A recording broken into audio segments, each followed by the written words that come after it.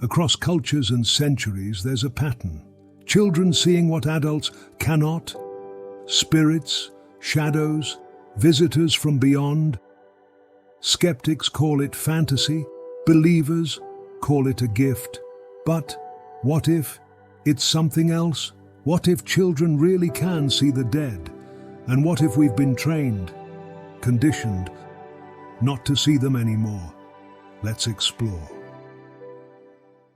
Welcome to Parallel, a mix of storytelling and thought-provoking what-if scenarios, combining narrative fiction and analysis that includes real-world science, philosophy, and potential real-world implications. Don't forget to subscribe, like and comment so that you do not miss out on the next episode. Because, one reality, says T-Boom, is never enough. There's someone in my room. They're not supposed to be here, but I see them. At night, when the light from the hallway glows under the door, they stand near the corner. They don't talk. They just look. I told Mum once. She said it was a dream. But I'm not asleep. I know I'm not. Sometimes they smile. Sometimes they cry. Once, they waved. I asked them their name. They said it like it was a secret they were giving me. I told the teacher, too. She said I have a vivid imagination. But the man in the corner told me her cat would die. It did. 2 days later. I'm only 6. I don't think I'm making it up. It's a cross-cultural phenomenon, from rural Japan to Appalachia, from Bedouin tribes to Victorian England. Stories of children interacting with unseen presences span the globe. They describe family members they've never met, recount events they shouldn't know, or play with imaginary friends who seem too detailed, too aware.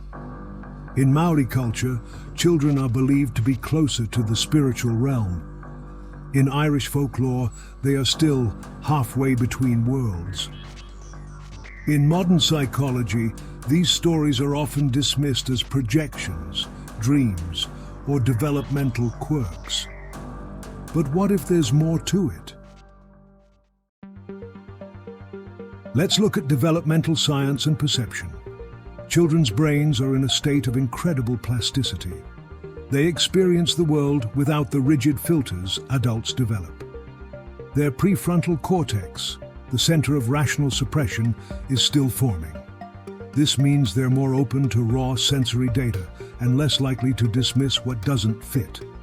Research in developmental psychology and quantum cognition suggests that children may perceive information holistically without immediately categorizing it. Put simply, they might be seeing more because they haven't learned not to.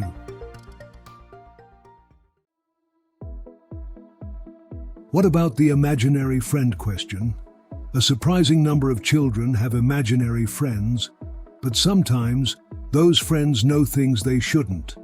They say they have lived before, or mention names and places the child has never encountered. Some researchers, including those at the University of Virginia's Division of Perceptual Studies, have documented cases of young children recounting past lives with startling accuracy. Other children report receiving warnings or comfort from these unseen friends, like a voice telling them not to go near water just before an accident almost occurs. Coincidence? Pattern recognition?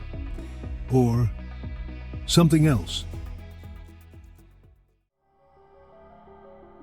Paranormal studies and spiritual theories.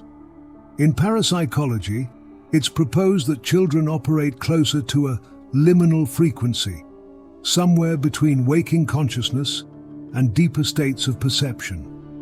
This theory aligns with the theta brainwave state, dominant in young children, associated with intuition, visualization, and deep emotional memory.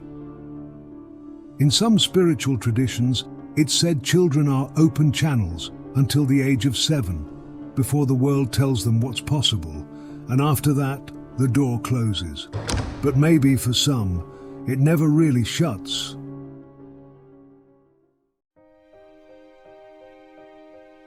The modern dismissal of mystery. Modernity doesn't like what it can't explain. Children are encouraged to conform, to filter, to stop making things up. We praise rationality and pathologize mystery. But what if, in doing so, we silence something profound, a connection to memory, or grief, or the unknown? What if we're afraid, not because it's false, but because it might be true? Now, what about the ethical and emotional implications? If children can see what we can't, what responsibility do we have? To listen, to believe, to protect them from ridicule. And what does it mean for those we've lost? Could death be less of a wall and more of a veil? Are the whispers of children simply noise? Or are they echoes, reminders that the boundary between life and death is thinner than we want to believe? We begin life in wonder, seeing the world not as it's explained, but as it's felt. Maybe in those early years the veil is still thin. Maybe the dead don't vanish. Maybe they linger, not to haunt, but to remind, to comfort, to watch. And maybe children don't grow out of it. Maybe they're taught to stop seeing.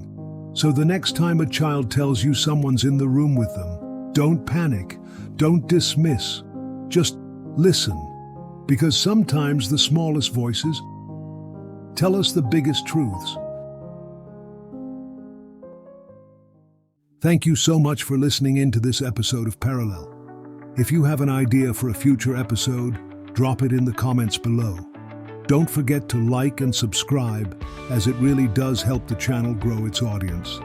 Until the next episode, remember, one reality is never enough.